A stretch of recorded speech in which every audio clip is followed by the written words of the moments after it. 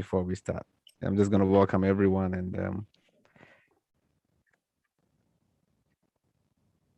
hello, everyone. Welcome.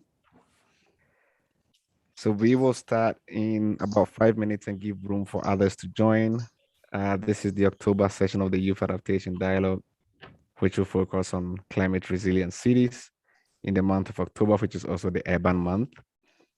Feel free to use the chat box to introduce yourself and tell us where you're joining from, while we give it about 5 minutes for others to be able to join. Thank you.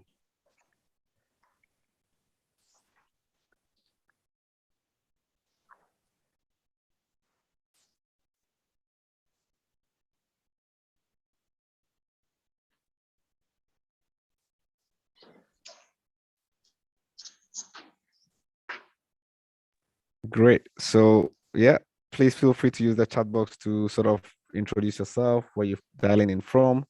If you are part of the Youth Adaptation Network already, if this is your first time joining the sessions of the dialogue, we would like to hear from you. So please use the chat box to introduce yourself and let us know where you're joining from, while we give it a couple of minutes for others to join.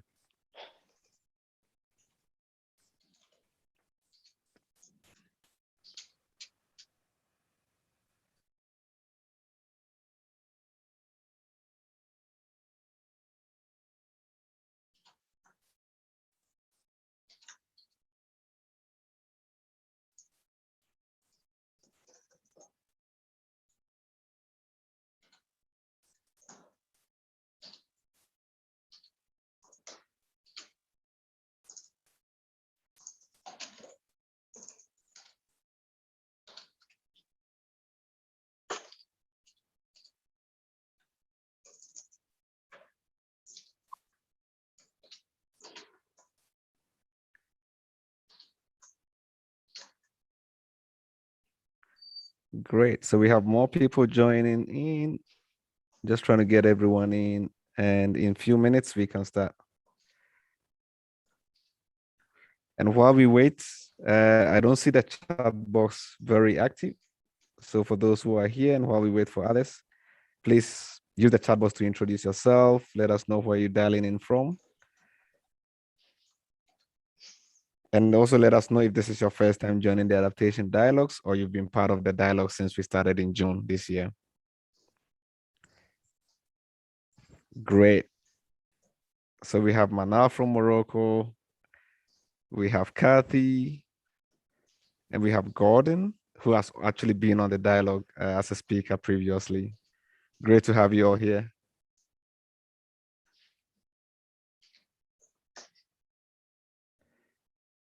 Awesome. And then we have Bart from the Netherlands, Aaron from London from C40, who will be a speaker today, Anne Janssen from Brussels, Algeria. We have Canada, also. So we are having a very diverse, geographically diverse team today. Crispin from London as well. Awesome. Great. I'm just going to pass it now to Adriana.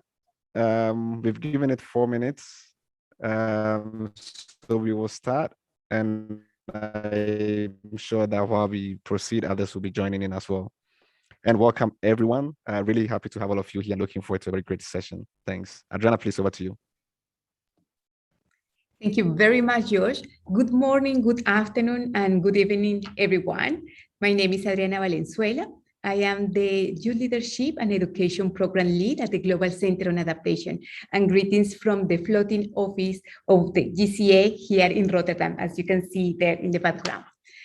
Today, we are in the 5th Youth Adaptation Dialogue, a platform that brings together young leaders from all over the world to discuss different topics with experts and also different international organizations. Today, our topic is how we can build climate resilient cities. October is the month for urban development, and also we have the International City Day. And this year, the topic is building climate resilience and adaptation in cities. Today, we will have a panel with different experts. We bring together today experts from the academia. We have C40, we have ICLEI, we have youth activists, also experts working at international organizations. And to start this dialogue, also I want to mention that GCA, the Global Center on Adaptation, is an international organization that works as a solution broker, building partnerships between governments, the private sector, NGOs, and youth organizations. And the main objective is to mobilize adaptation solutions. One of the key programs of the Global Center on Adaptation is the youth leadership. And why? Not only because youth represent a very important number in the global population, but especially because youth are agents of change. And you have demonstrated through your leadership and passion that you are transforming your communities. Last year, we launched the Youth Adaptation Network as a platform to connect young people from all over the world. And today we have members in 130 countries. Then it is also an invitation that if you are not a member of the Youth Adaptation Network, in the chat, we will just share with you how can you join. And also last month and last year, the Youth Adaptation Network organized multiple consultations, bringing the voices of young people. And the result was the global call to action on adaptation. Young people are calling on governments, but also other key stakeholders to invest in a decade of adaptation, but especially also invest in a decade to support youth organizations. Today, with our discussion, I want to start inviting our invited guest. She will be delivering opening remarks. One of the global networks bringing together cities and also local and regional authorities is ICLEI. I am delighted to welcome Kate Strand. She is an expert not only on city issues, but also about adaptation and climate resilience. She is based in the ICLEI office in Africa. And Kate, thank you very much for joining us today. Then please share with us what is ICLEI, what ICLEI is doing, and why this topic about youth and climate resilience is important for ICLEI. Over to you, Kate. Thank you so much. And it's an absolute honor to be here today and share with you the opening remarks for today. And I think to start with, it's important to say sustainable and resilient development is a collaborative effort. In this urban age, we cannot afford to undertake this challenge alone. What is needed is a multi-level, collaborative, and joint effort to enable all levels of government, as well as NGOs, the private sector, and the youth to rapidly and boldly advance global sustainable development goals in partnership with one another in order to expand sustainability across the globe. We know that collaboration cultivates innovation. Ideas and solutions are more robust if we generate and test them together. It is only by doing so that we are able to see what the potential impacts of policies are in real life scenarios. Collaborative approaches should be translated across all levels of government in all of their development policies and plans. And this means also involving the youth in those processes going forward. The more organizations, institutions, and governments work in collaboration with one another, the more we seek to support for actions, including finance, investment, capacity building, research, and innovation. We're then able to achieve our long-term commitments and make support and funding for climate action more equally accessible. We here at ICLEI have developed 5 pathways to guide our work towards low emission, nature-based, equitable, resilient, and circular development in order to create a systematic change. This is how ICLEI is approaching sustainability. By taking such an approach, we are able to support local and regional governments to make resilience a core part of their strategies, plans, and actions. ICLEI Africa helps build climate resilience through continuously strengthening essential systems, alleviating the burden on people and the environment, and supporting the adoption of transparent and inclusive approaches that enhance trust in municipal institutions and the processes that they support. Given the long-term nature of the global sustainability and urban agendas that ICLEI Africa promotes, it is crucial that we involve future generations throughout our process. The only way climate action will reach the necessary scale is by a whole of society approach, leaving no one or no place behind. It is therefore important for local governments to pay attention to the youth, especially since one of the key principles of sustainability is to enable future generations to live and prosper in a more sustainable, equitable, and resilient world. This even more so for Africa and developing parts of the world, where the population of our cities is expected to double by 2050. This will only serve to be excavated by many challenges already faced. However, we know through action on the ground, cities can show that they are the engines of change and beacons of hope.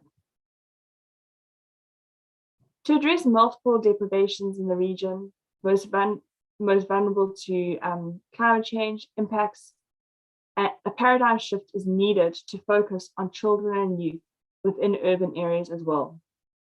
It is for this reason that ICLEI has recently supported the development of an African Youth Manifesto on climate change.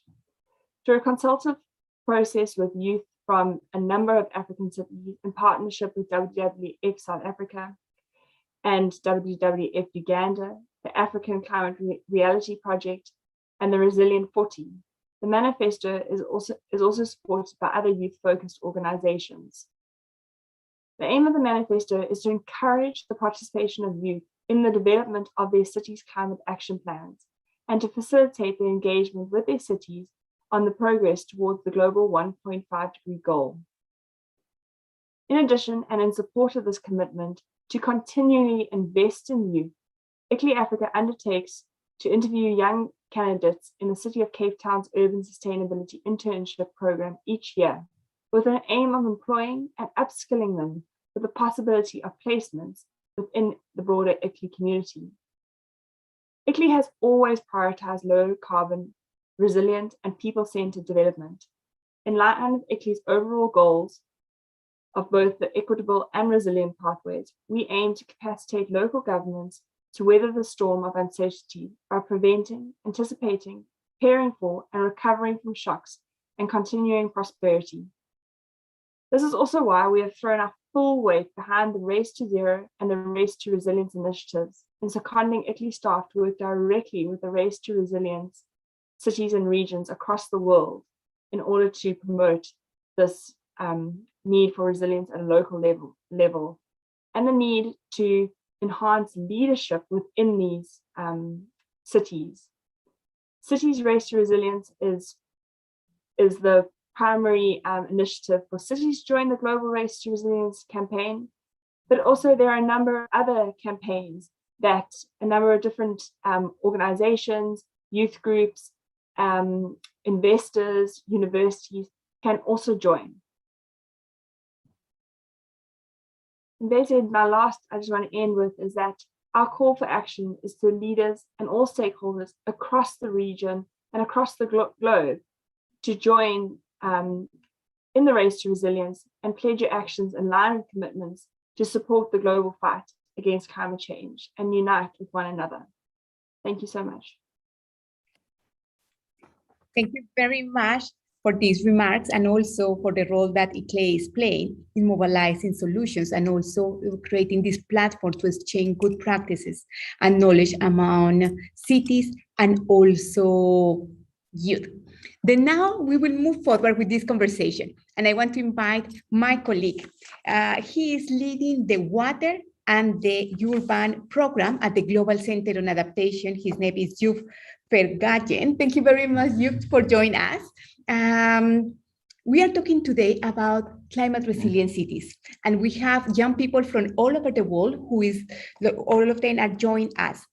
But can you give us a general overview about what is happening regarding these climate resilient cities, but also what are the challenges and what are you doing, and especially some good practices? Over to you, Ju. Yeah, thank you very much.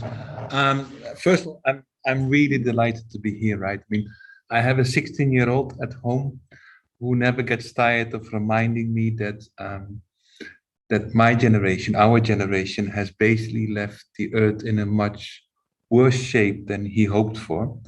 And I think, yeah, the future is with the youth, and I hope that all of you actually move forward and take action. It's badly needed. And clearly, as I'm reminded, it's not going to come from our generation. It needs to come from the next generation. Then cities. I think one of the things, and that's also what our colleague from ICLA already mentioned, we live in a world that is increasingly urban. More and more people actually are moving to cities. Some of the big cities, of course, like, you know, Lagos, Mexico City, Delhi, but many, many people also move to secondary cities, like smaller cities most of us never heard of. And we expect that climate change actually is going to increase that, because people are being pushed out of rural areas because of water shortage, because of food shortage, and they all move to cities. Now, cities in the past used to be the safe places to go to in case of emergency. And that has started to change as well. Cities more and more are seen as climate hotspots, where a lot of dynamics, a lot of things that happen to our climate that reflect the world, impact the world that we live in, where they come together. And to give you an idea, like more than half of the world population already lives in cities. We expect that the least urbanized continent, Africa, in the next decade also will be having more people in cities than in rural areas. Now, it's important to realize that in many places in the world, people live in, I think most of you know, but informal settlements are a key part of cities. In Africa, it's around 60% of the people live in informal settlements, what means that they don't have a security of tenure. They may or may not be living there next year because they don't have a kind of proof of ownership of the house. It's not registered. They need to rely on informal sector for work. They need to rely on informal water service. They need to rely on informal sanitation services or no sanitation services. And often they're being forced to live in places that are most affected by climate change, right? Places where nobody wants to live. Now, these people are most affected by climate change, far more than anyone else in the city. And if we do not take care, they're the last ones to benefit. Right? Because they're not part of the formal decision-making process. They stand on the sidelines. They don't know how, or they're not able to influence policies and planning. So they're the first ones to be affected, the last ones to benefit. And one of the things I like to highlight, because we, of course, like say, most of us sit in comfortable offices, we can afford to make climate change something that's our priority. But if you live in an informal settlement, let's say in Ghana, then there are so many more pressing issues. There is safety. Like, are you able to go out in the evening as a woman to go to a toilet? There's work, there is money, there is, maybe you have to queue up for 2 or 3 hours to get water for your family. So if we go to these communities and actually start talking about climate change, they will tell us, if they're honest and forthright, that there are far more pressing issues to deal with. So one of the important things that we realize, if we really want to help, if we really want to make those parts of the city resilient as well, it can't be climate change only, right? We need to work on other issues as well. We need to have integrated approaches. I think that's one. I think that's one of the key parts of our work. We call it locally led action. So we try to put the local communities in charge of their own future. And as I said, what comes out is like, say, yes, climate change is there, but please give us water. Please give us a toilet. Please give us water. So I think that's one thing that we really have to be very aware of. Very brief, and then I'll be quiet. I'm actually very keen on hearing from you, what you do, what you think.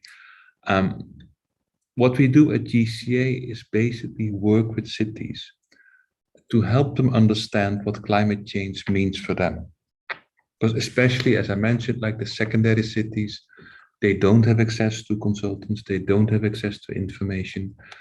They're not really aware what the world of tomorrow will bring for them. How will it look like? Will there be more water? Will there be less water? Will there be more floods or less floods? Will there be droughts? We then, once that understanding is developed, we help them to plan for resilience. We help them to develop plans, investments for a more resilient city. And key is better understanding. I'll give you a very small example. You can imagine that if you have a new bus system, a rapid transport system, that if the city gets more flooded, those parts of the city get flooded as well. There's one city in Africa where the bus depot actually is planned and built in a place that already got flooded once a month, and we expect it will get flooded almost twice a month now. It's just understanding what happens. It's just making sure that the bus depot is planned in a slightly different place where it doesn't get flooded, because once the bus depot is flooded, there are no buses anymore. And this next part we do is that we try to make sure that we build the capacity of the city. So we help them, we equip them to deal with climate change, to also deal with unexpected events and to recover. Finally, we help them, or we work with them to find money to actually move from strategies and plans to real investments. Things you can put your hands on, because in the end, it's not about planning, it's not about paper, it's about making sure that things improve on the ground. And all of this, we try to do as much as possible, keeping in mind that 60% of the people live in informal settlements. I'll leave it there. I think I talked way too much already. As I said, I'm really keen to hear from you what you think and what are you doing? Of course, I think that's key, right? What are you doing?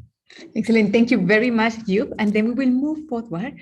We will start also listening what is happening and what different organizations and young leaders are doing. Let me introduce the members of our panel.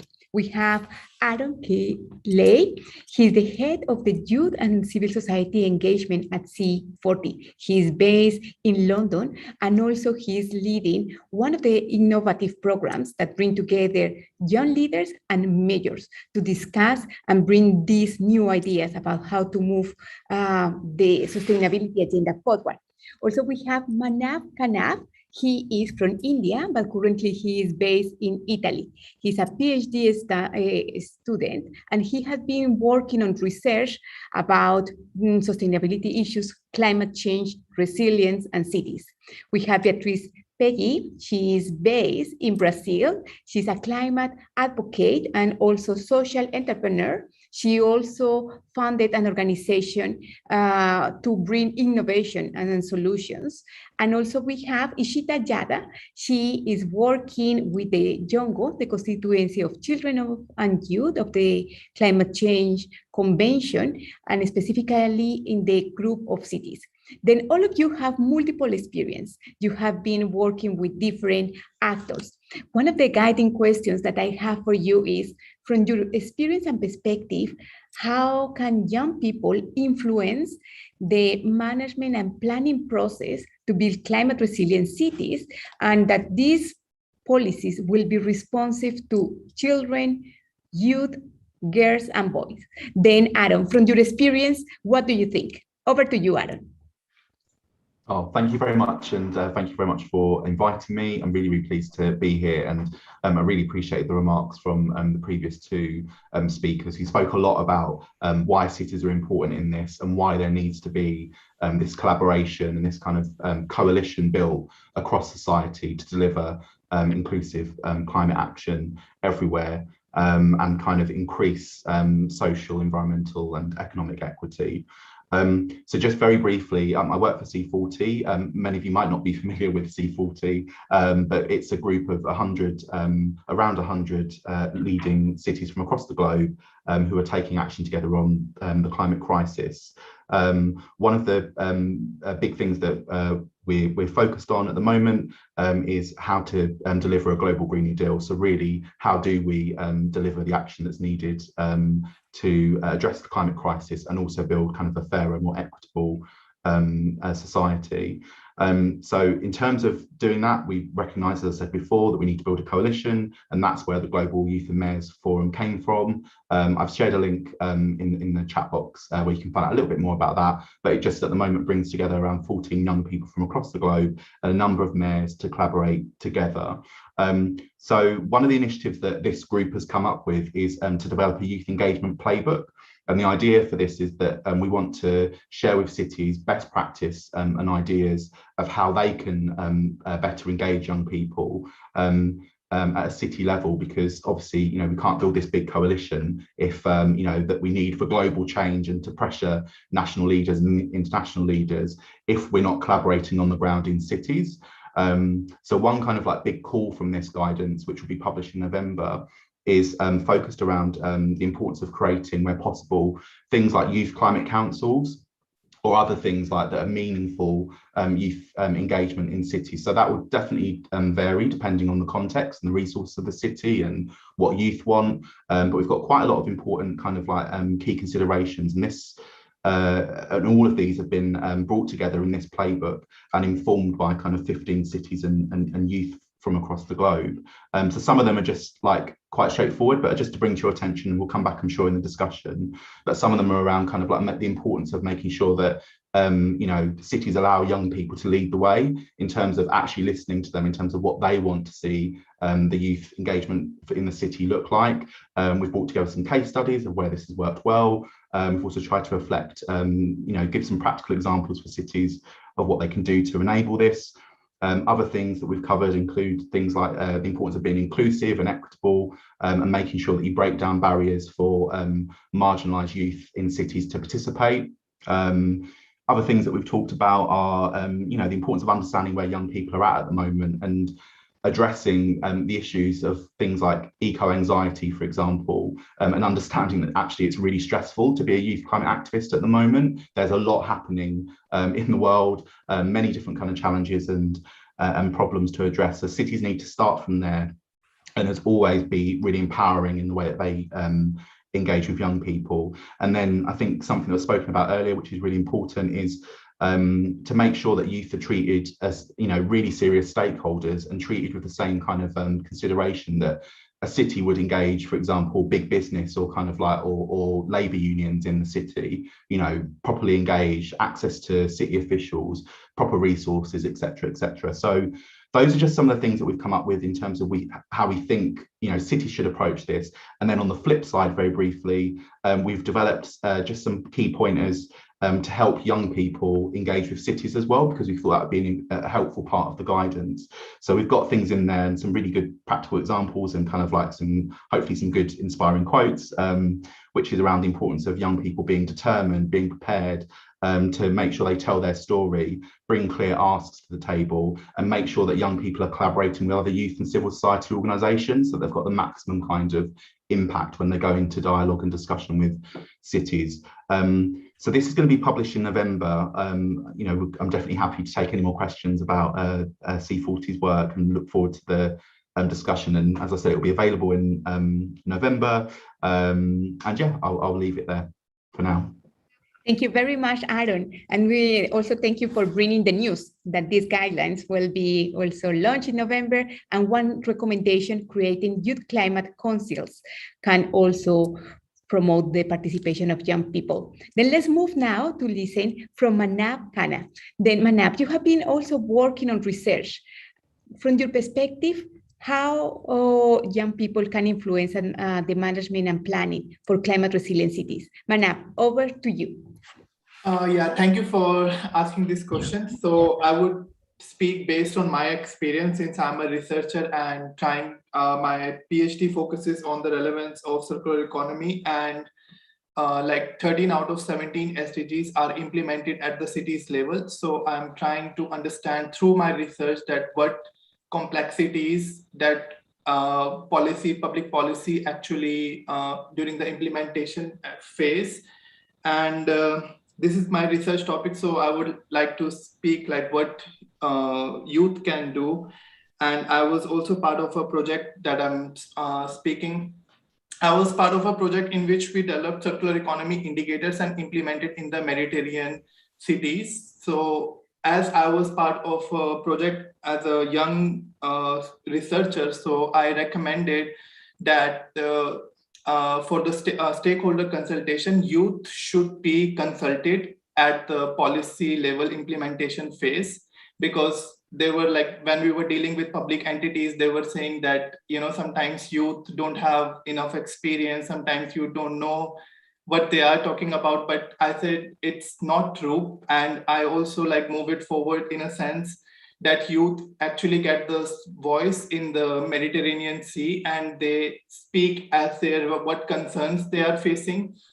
So that was like the one experience that I wanted to share. And I think based on my research-based experience, youth can actively take part in advocacy is really good, but youth can also take part from the research point of view and understand some complexities, some needs, and their voices. I think they have been neglected, but I see a change, a paradigm is a shifting towards, and most of the cities nowadays, they are considering youth as one of the important stakeholders. So I would say like we live in an age of social media where everything is influenced by social media, but I have seen even nowadays the populist government nowadays working more like a private company, working a lot on marketing. But if we found out the background information and do a little bit more research, we can be like what governments say and what they write in the document, they are totally two different worlds. And this I have noticed, like the concept of greenwashing, how government is lying. So I would say like youth definitely need to do a proper evidence with the research, and they can be very effective if they bring something concrete and evidence to the table. That's my only point on this. Yeah. Very good. Thank you very much, Manam. Let's move with Beatriz. Beatriz, what do you think? Thank you. Yes, I really want to speak on this topic, dialoguing with what Aaron and what Manab just said. First thing, going backwards, it's absolutely fundamental for us to do our research and for us to have informed decisions, especially because youth are also voters. So we, as any citizen, are responsible for putting the decision makers in power. And that's not only in the presidency level, but also in the local level. And that's fundamental. And also not only the executive power, but the legislative power.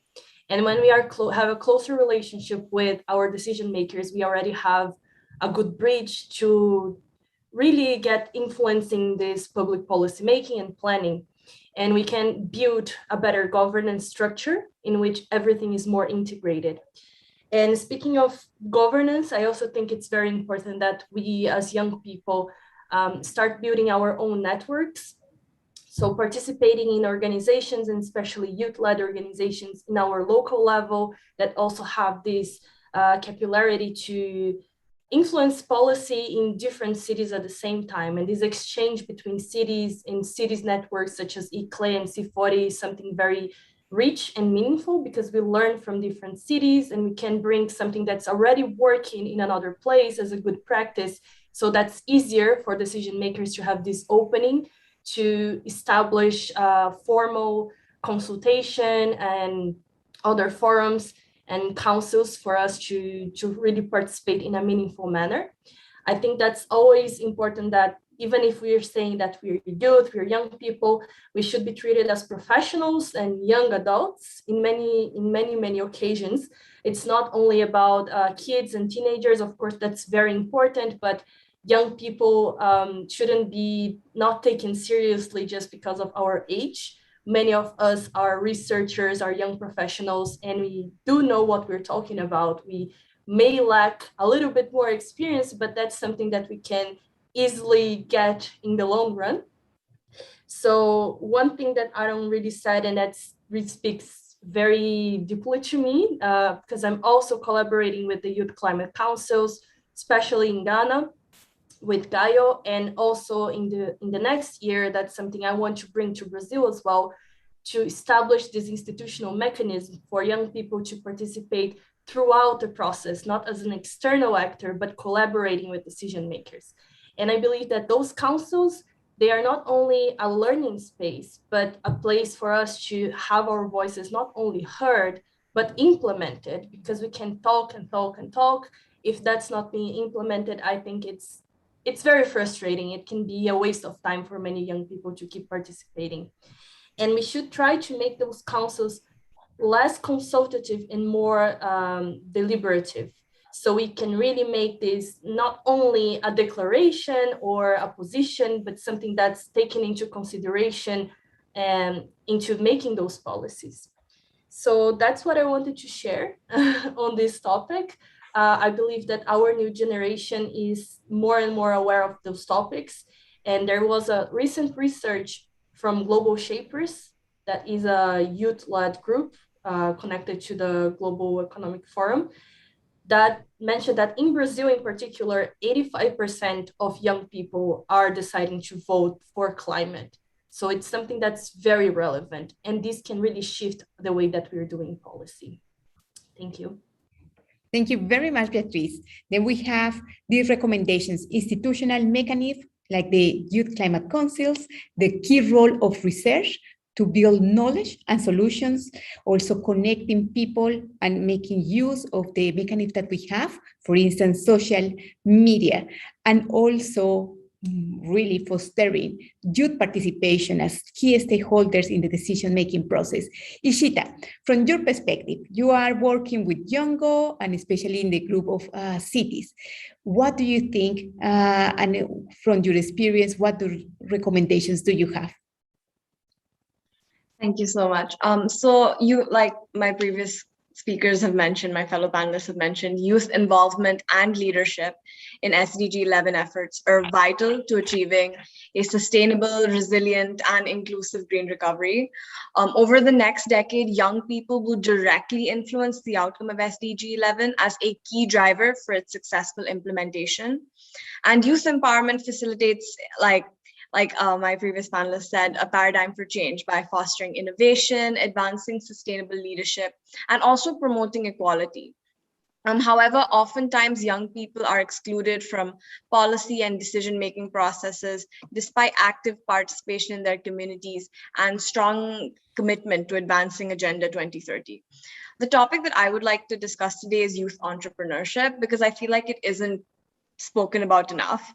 Not only does it support youth development by providing employment opportunities, but it also enables active youth participation in the workforce and accelerates implementation of SDG 11 by pioneering innovative solutions to addressing issues around rapid urbanization.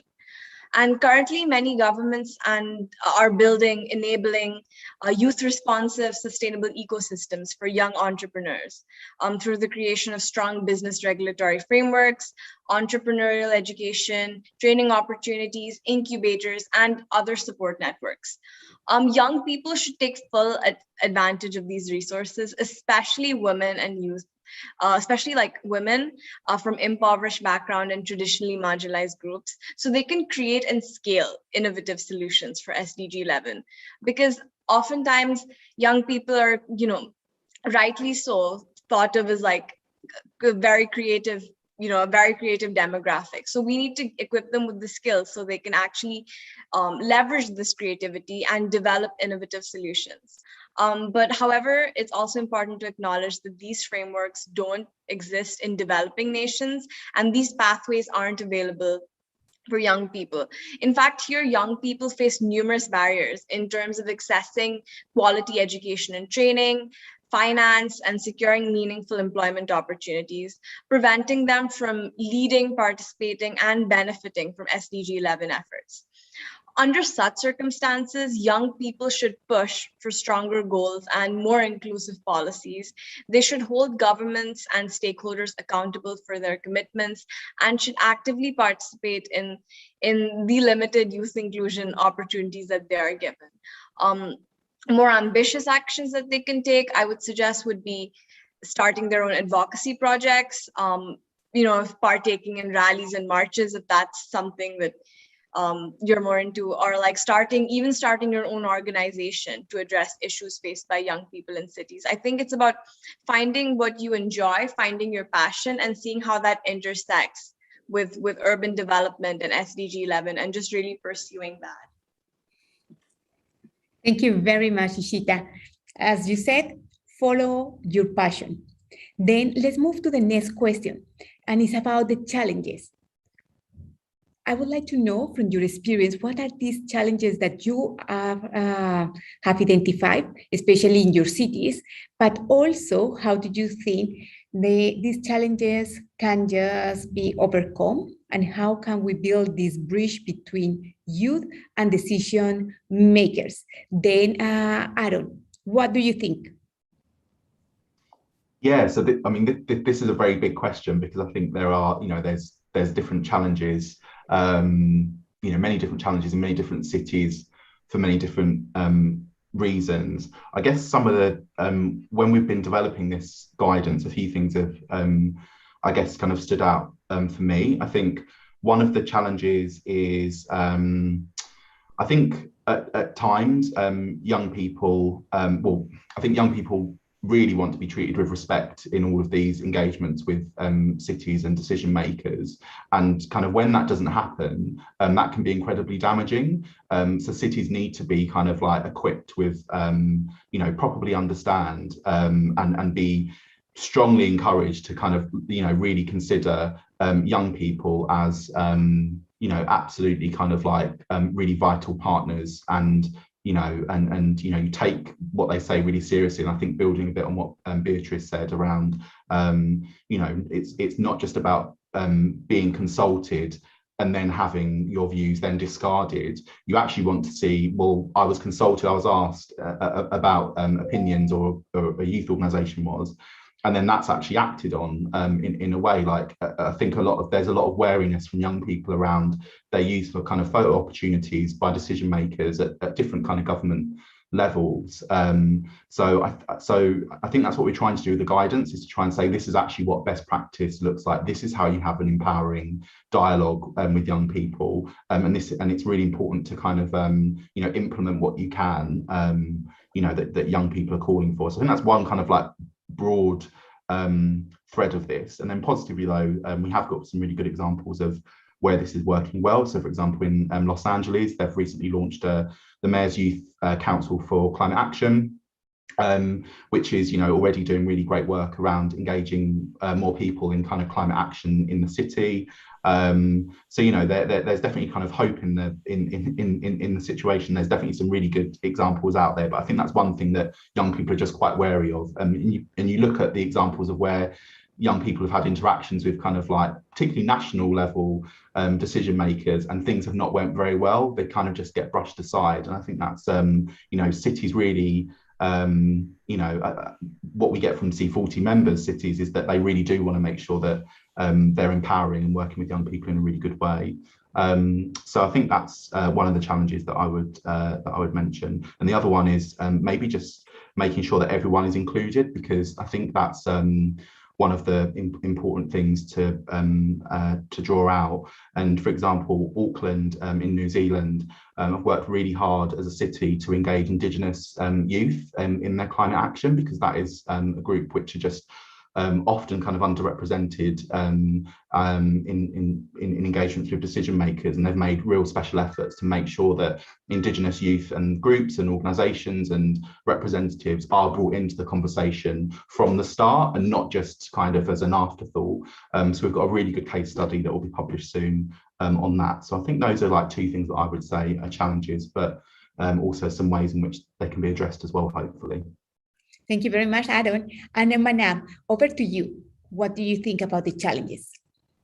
I do agree with Aaron, and I want to say like the cultural challenges that I have seen. I come from India, and I have grown up hearing all the things like, oh, when elders are speaking, youngsters or youth are not allowed to speak. So this is the challenge I have faced. And even in public policy, like with Public Policy Institute, like when they see like it's a youth on the table, they say like somebody without experience, somebody without any educational background, they just have a perceived notion that youth are not good for nothing, which is really not true. I mean, I have seen like youth and doing so good, better job, and like know the like the software well, which many public institutions don't know. So I think like there needs to be a paradigm shift in the cultural change, that people need to understand that youth are not stupid. Youth are worried about the future of the present generation, and they are also worried about next generation. As Beatrice also mentioned that,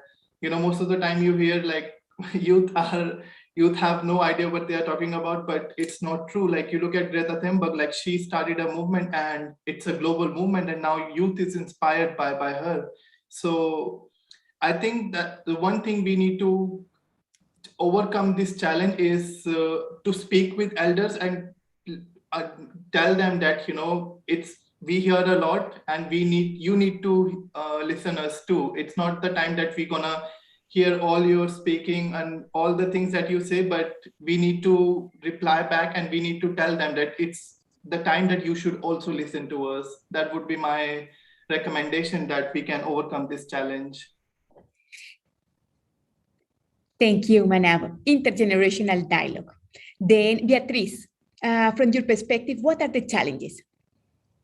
I think there are so many challenges. It's a little bit difficult to pick just a handful, but as I mentioned, not having formal spaces, consultative spaces, recognizing the governance structure, that's one. Many cities do have forums for civil society participation, but when they do have that, it's inaccessible in terms of location or time. Many people are paid to do this, but when you're a young person, you have to study, you have to work, and they don't have digital versions of participation modules. Now with the pandemic, that's something that I see increasing, but still it's not very accessible. You put something in the middle of the city, someone from the suburbs or someone that's living in an informal settlement cannot access this, will not access this, because they have to do so many other things, and they are the ones that should be the most consulted, and taking privilege into consideration as well, because that's something that we need to understand, that youth is not an homogeneous group. It's very diverse, even in a city.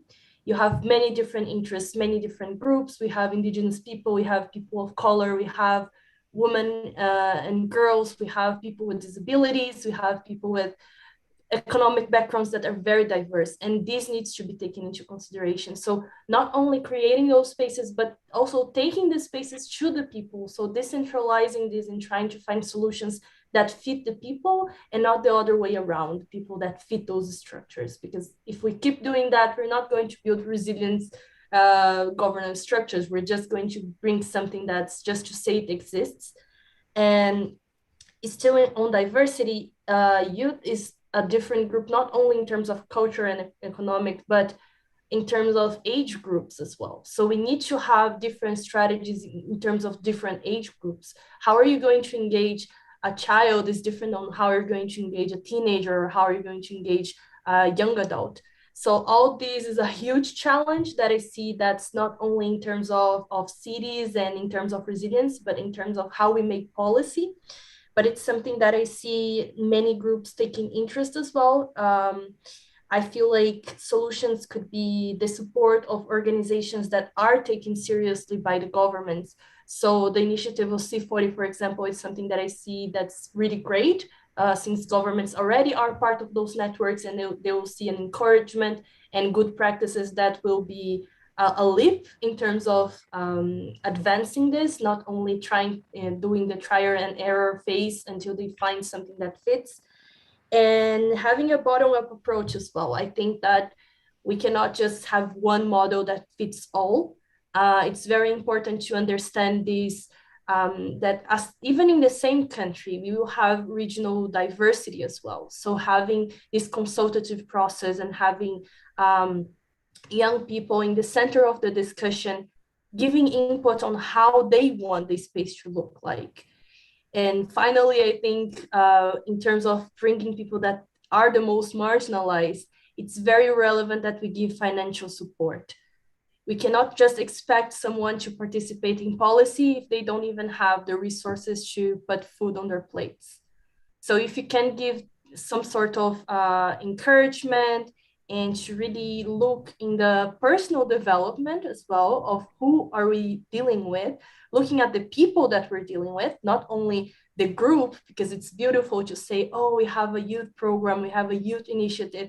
Who are those people in that group that you are really trying to engage in? Are their needs being met? Are they being treated as human beings with other responsibilities and other things in their lives? So that's my 2 cents. Beatriz, financial support to promote public participation and engagement of young people. Then Then from your perspective, what are the challenges? Ishita, over to you. Yeah, absolutely. I think Beatrice touched on them very well. There are so many challenges faced by young people, especially in the policy-making space, where they're often undermined and not given as much credit as they should be, and often tokenized as well. But I think if we look at it from more of a solutions perspective, I think young people have started to get a little more attention in the policy space, and integrating young people's ideas, perspectives, skills, and strengths into design and delivery of policies and fostering meaningful youth engagement to achieve SDG 11 goals is a concept that some high-level stakeholders are beginning to grasp. And like now we're slowly starting to formulate many formal and informal youth mechanisms and platforms. And we do have consultative-based initiatives, there should be a shift, like we just mentioned, into a more deliberative form. But we currently do have youth forums, open calls, youth advisory councils, and like meetings with youth stakeholders, which is being implemented by a manifold of organizations. And engaging in these mechanisms, I suppose, is the primary way for young people to connect with policymakers. But there are a lot of flaws. The young people who do engage in these initiatives are often quite privileged, and the ones that are needed to be consulted the most, the ones from impoverished backgrounds, often don't have resources such as, like, I think a lot of youth councils are virtual these days, and I think we assume that everyone has access to technology and internet and resources like that. So while we do have this framework, there are a lot of holes in it, a lot of flaws which kind of need to be worked upon. And also there seems to be like a big barrier between young people and policymakers. While there are a lot of gaps in youth engagement, even some young people are even proposing potential solutions. They're often, brushed under the carpet by high-level policymakers and stakeholders. And I think that this is something that should be highlighted more. So like solutions, because young people know these problems, they're the ones experiencing it, and most of them have solutions. So like giving them the opportunity to voice their solutions is something that I think is really important. Fantastic, Ishita. Then now, before that we move to the last question to the panelists, I would like to invite also the participants. Let's listen a bit about their opinion. I would like to ask the participants maybe to share very briefly in 30 seconds, like in which city are you? And what are the challenges, like the impacts that you are seeing? And also if your city, for instance, your city is creating a strategy to deal with climate change or any initiative regarding climate resilience. Then any of you, now the floor is open. We would like also to hear from you. We have people from different continents, Africa, Asia, America, Europe. It will be very interesting to know. And you can introduce yourself, and you can also share with us in which city are you living and what are the challenges and maybe the solutions that you have identified and seen. Then any of you would like to take the floor? And I think Josh can help us with the participation.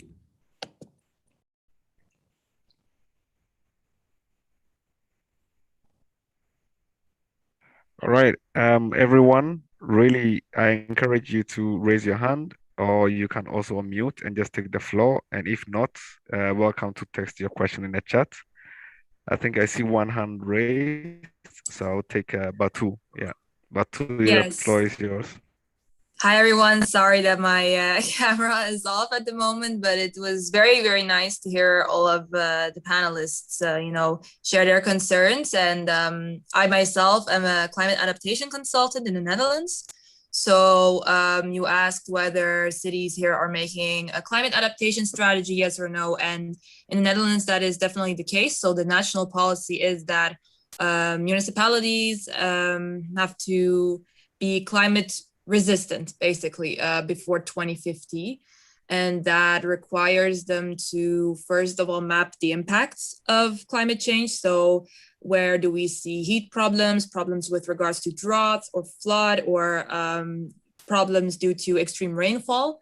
And then municipalities are required to engage into risk dialogues with their own organization, but also external stakeholders like housing corporations, but also citizens, to decide on, okay, what are the risks that are the most pressing and that we want to focus on the short term, and what are the risks that we want to tackle on the long term. And based on all of those, trade-offs that they make, they establish this climate adaptation strategy. And it is already complex to, create this mutual understanding between stakeholders of, okay, what is the problem? Because I think every stakeholder has his own understanding and perspective of looking at things. But it is very important also to realize that the municipality cannot solve everything on its own. So that is also why they are engaging with other stakeholders, and citizens themselves are definitely a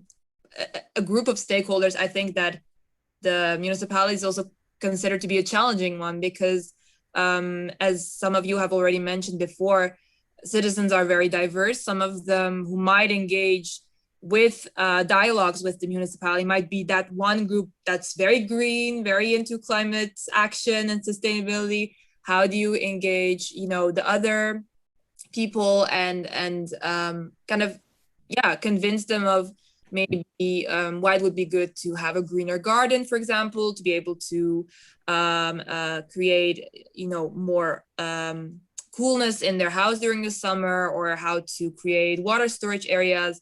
So I think that is definitely a challenge that municipalities are working on, and it's very interesting to think further about how can one engage the citizens. And I think it's just important to realize that there's no one size fits all. It would be a challenge. I think every group maybe of people would, require a different approach. So that is something that I encounter in my work. And if you guys want to connect, feel free to add me on LinkedIn or to talk more about this with me. So thank you very much for arranging this meeting. And thank you very much for the contribution. And like this also we can learn about what different cities are doing. Then I don't see any other hand raised. Then let's go back very briefly to... Yeah, please. Sorry, myself Sujit, and I'm a Youngo Cities co-lead with Ishita, and I have met Aaron and Manav. I'm seeing many familiar faces. I just want to add a few things here. I'm from India, and many Indian cities right now have started the climate resilient city action plans. I mean, with C40s, with 100 Resilient Cities, Rockefeller Foundation, and many other organizations that they have started with.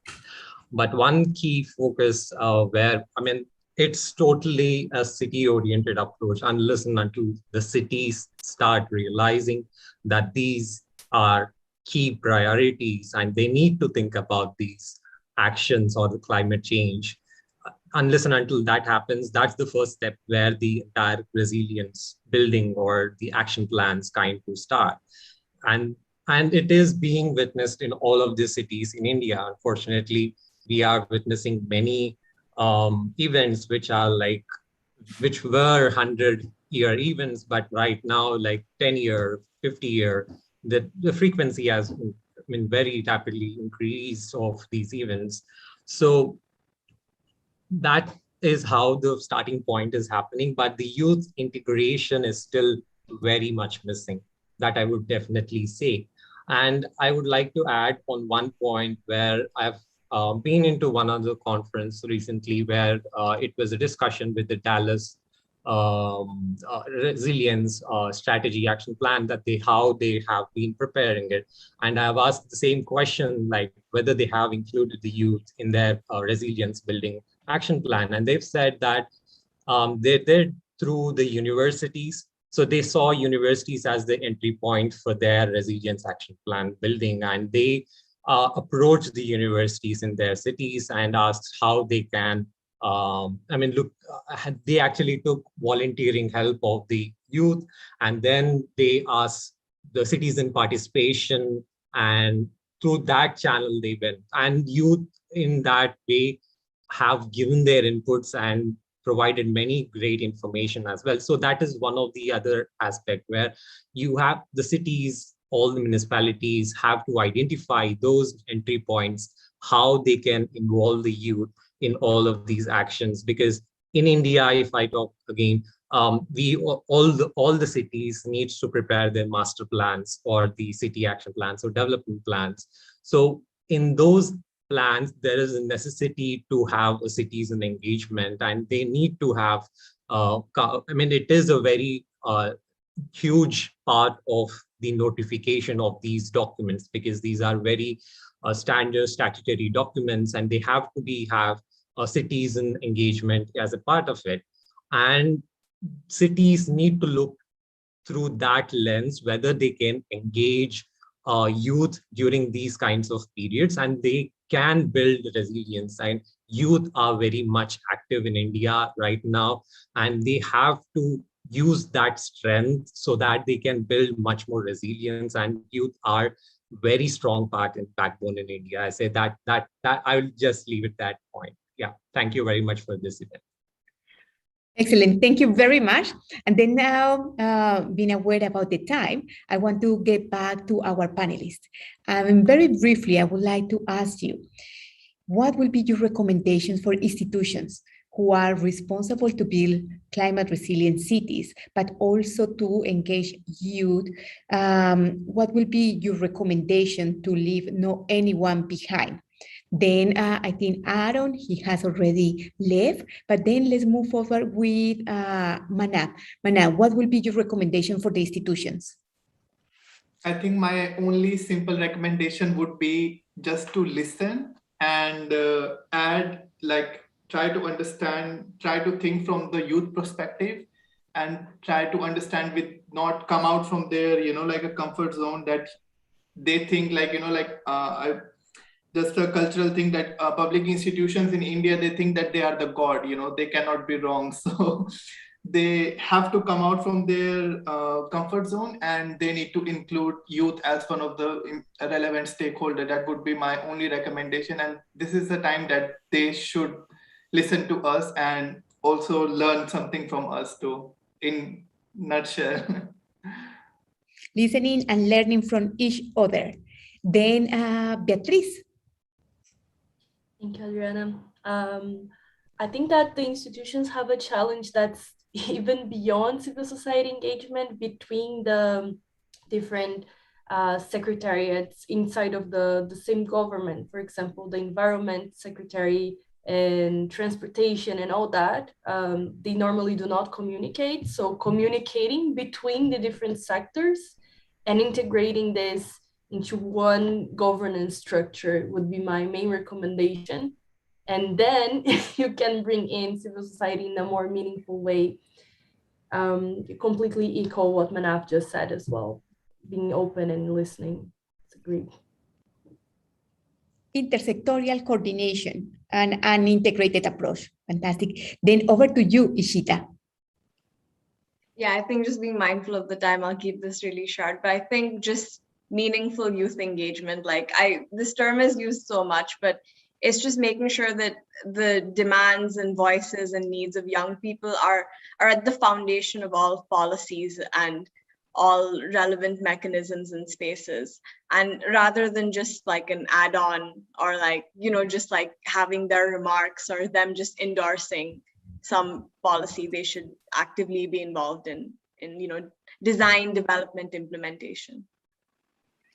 Very good. Then we have learning from each other and listening, intersectorial coordination, an integrated approach, and meaningful youth engagement. Some of the recommendations of the 5th Youth Adaptation Dialogue under the topic of climate resilient cities.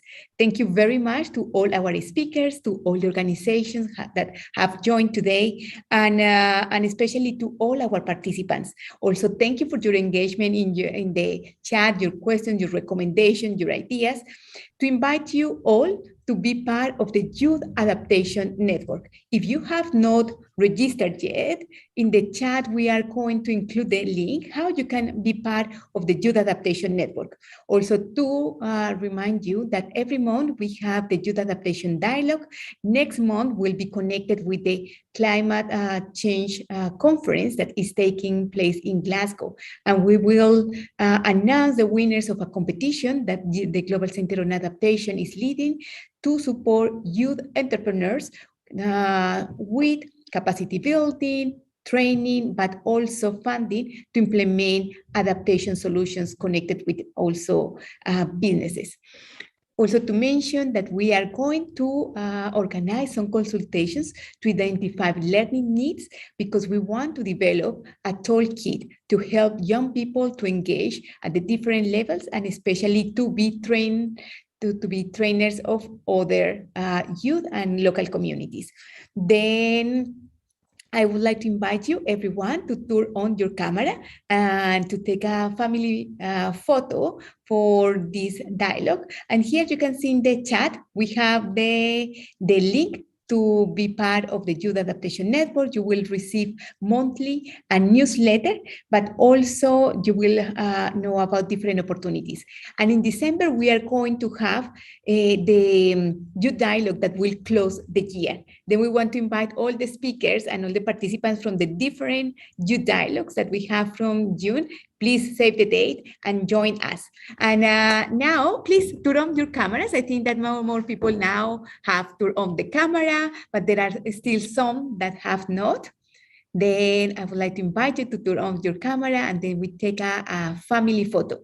Any final remark from any of the panelists?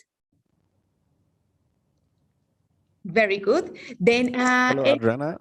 Just sorry, but we will take final closing remarks from Kathy from the Youth Advisory Panel. So if we can do that, that'd be great. And I'll take the photos afterwards. Thank you. Fantastic. Then Kathy, please introduce yourself, tell us what you are doing, and please share with us these closing remarks. Yeah, thanks so much, Adriana. Also to Josh and everyone who put together this very interesting dialogue. And just to make this very brief, maybe in 1 or 2 minutes. So first, briefly about myself, I'm a member of the Youth Advisory Panel to the CEO of Global Center on Adaptation, along with my fellow panelists here, and also following the UNFCCC processes from mainly a youth and gender perspective.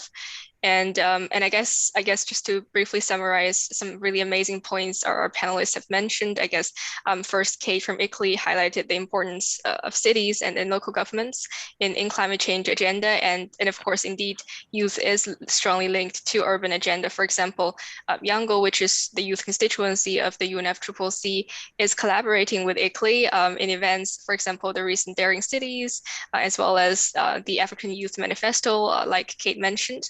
And also, of course, very, very excited to hear the views and projects shared by Aaron. Also, of course, very happy to see we have 3 Yango members in the panel, Manav, Ishita, and Beatrice.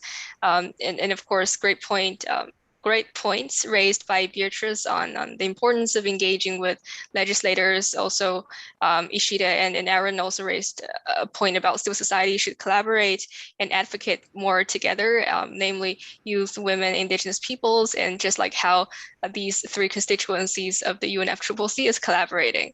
And I guess final point is that, as we know, that COP26 is opening next week, and yeah, so of course how important it is for UNFCCC's youth constituencies to collaborate more with LGMA as well as other constituencies in the agenda items related to adaptation as well. So yeah, just to want to say thanks to all our panelists and also to GCA colleagues for facilitating this. Thanks.